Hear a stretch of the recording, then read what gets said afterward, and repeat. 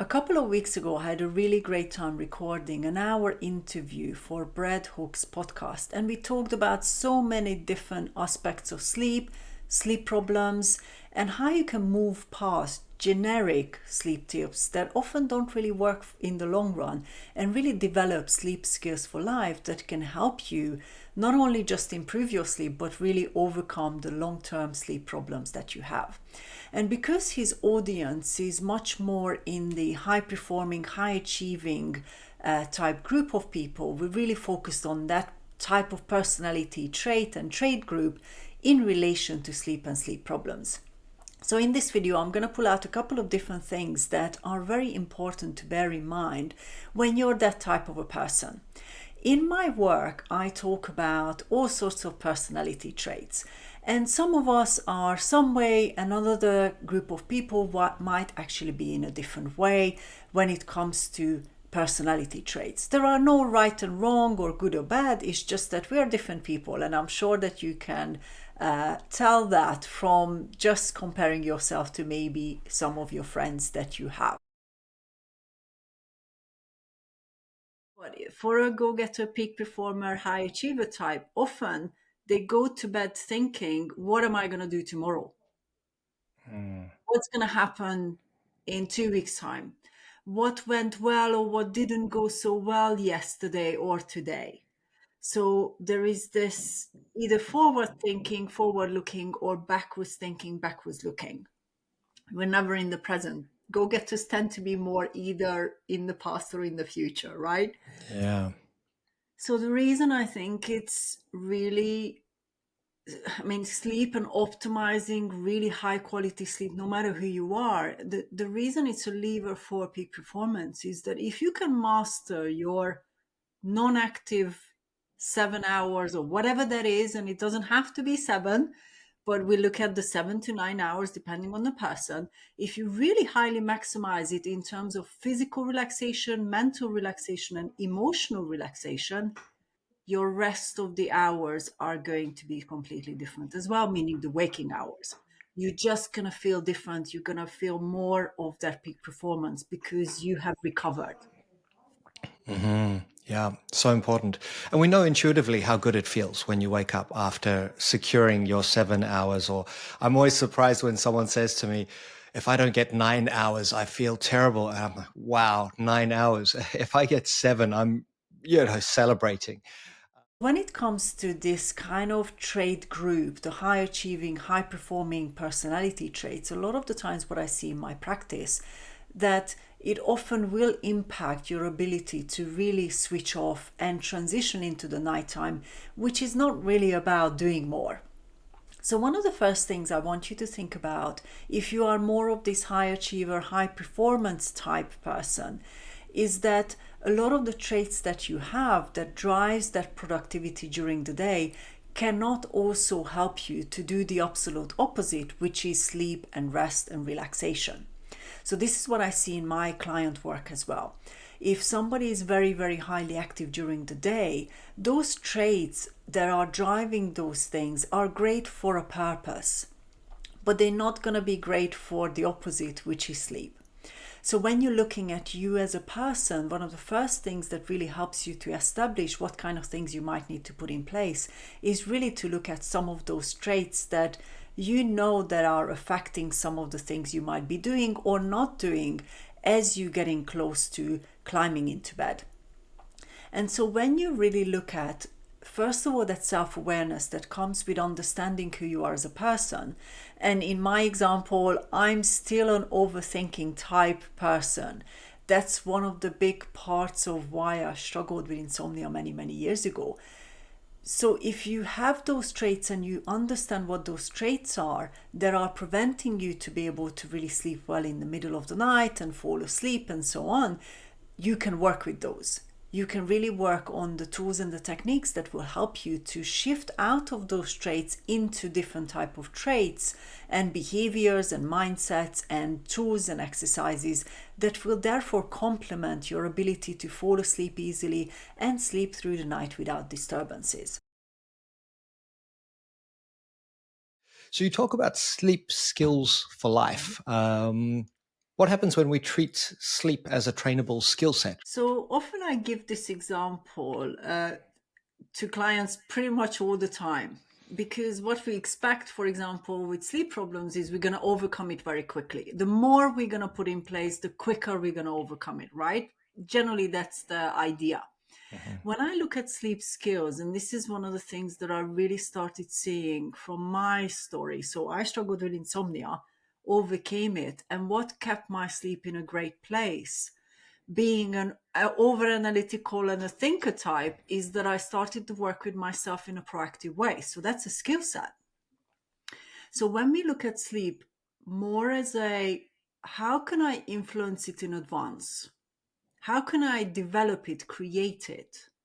Not rigidly perfectionistically, but if I'm, for example, an over analytical and the thinker type, me doing some emotional work is not the answer to the core of the problems. What I need to work with is I need to tame my mind so it's not overactive, and it knows that when I'm climbing into bed, that overthinking human behavior does not belong in bed anymore, right? It might serve a purpose during the day, but it's not going to serve a purpose at night.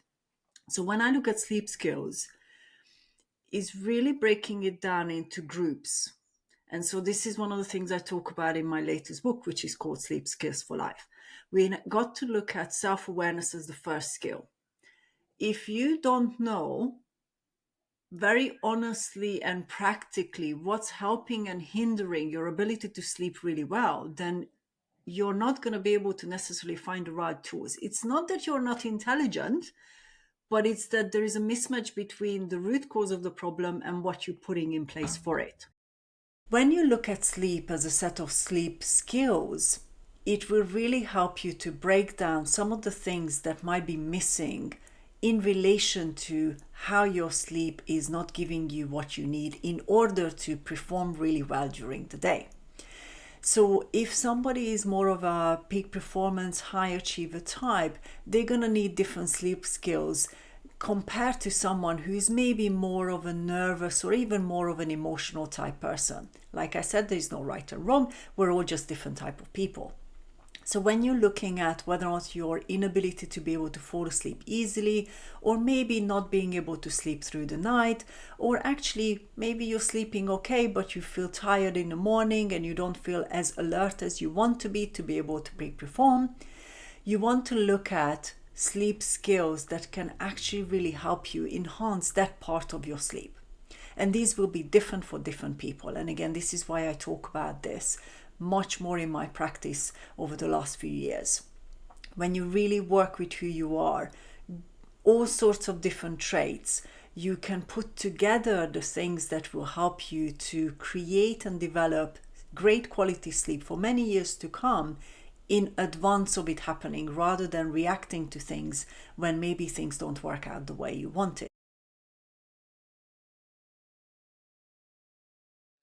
Is there anything that we shouldn't do? And one I just like to throw out there is the tendency to pick up the phone and have a little scroll at 3 a.m. Mhm. Hmm.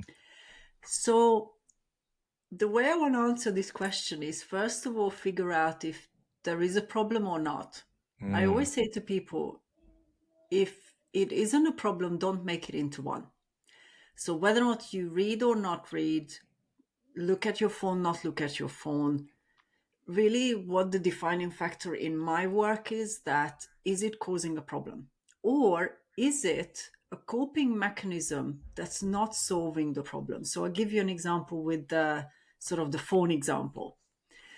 The reality is that phone is in our life. It's unlikely it's going to disappear, right? So technology is becoming more and more part of our life, but it's not Mm. technology that's the problem. Is our behavior that either is helpful or unhelpful. So if you spend 16 hours of your day consuming information because maybe you're running a business, or maybe you're in a managerial role and a problem solving role in your work, you're consuming information through some version of technology anyway. Now, if you then come home and your evening is also filled with consuming information through technology, then you're not switching from those behaviors that driven, let's say, 12 hours of your day or 8 hours of your day. You're just continuing the same behaviors through the same ways of consuming information, through the technology, through your phone. Relaxation is not active consumption. We like to think it is. Listening to a podcast, watching something, maybe reading articles about your interest. But what that is it's still consumption. More and more clients tell me that, one of the major things they think they have to address is, using their technology and maybe putting it away 2 hours before bed, as one example. But the reality is that technology is really enhancing our life in so many ways. So this is not about sort of looking at it as a very negative thing, but also not about creating such a long time without it, let's say 2 hours before climbing into bed. There's a middle ground here. So when you look at the use of technology, it's not about whether or not you should or should not use it. And I recorded different videos on different aspects of technology use and blue lights and things like that. But in today's video, one of the first things I wanted to say is that look at your behavior with technology. Technology itself does not have to be something that negatively influences your sleep. But the behavior that we have is often either that we use technology as a distraction instead of dealing with some of those things that are actually contributing to the sleep problem. Or we're looking at using technology as a reaction to maybe not being able to fall asleep or maybe waking up in the middle of the night and filling that time. Instead of wasting it, you're filling that time with something that might be productive. And see, this is how it starts to link back into the personality traits, the value of time. So if you have a certain relationship with technology and you think that's really in some ways impacting your sleep or your ability to have really great quality sleep, then the first thing is to become aware of how you're actually behaving with it. What are some of the things that you can change, adjust, so that it's a much more healthier relationship. And again, with Brad, we talked about so many different things, including technology, in that full hour interview. So if you're interested in the interview, we popped the link below. You can check out the entire episode, whether or not you want to watch it on YouTube or through podcasting platforms. Both are available to you, and we'll link those below for you. And as a conclusion, being a high achiever, high performing type person does not have to lead to sleep problems, whether that's periodic or longer term sleep problems or insomnia. Whilst those traits often very directly influence your sleep, once you really learn to work with who you are, it's completely possible to understand how to create great quality sleep in a proactive way so that you can influence how your future is going to be like. So if you've got any questions about this subtopic or these traits, feel free to reach out. Or if you're interested, then the first chapter of my book called Sleep Skills for Life is available for you to download for free. It's a very good introduction of how I work with people and how I introduce this idea of sleep skills in relation to sleep problems and insomnia. This is the work I've been doing for the last 10 years, and I work with many different clients from many different backgrounds. And what I've seen in my practice is that it is completely possible to overcome these sleep problems that are more linked to who you are and the type of traits that you might have as a person. So thank you so much for watching, and of course go ahead and check out the interview with Brad. Like I said, we've covered so many different things within this world of sleep, the topic of sleep and sleep problems as well.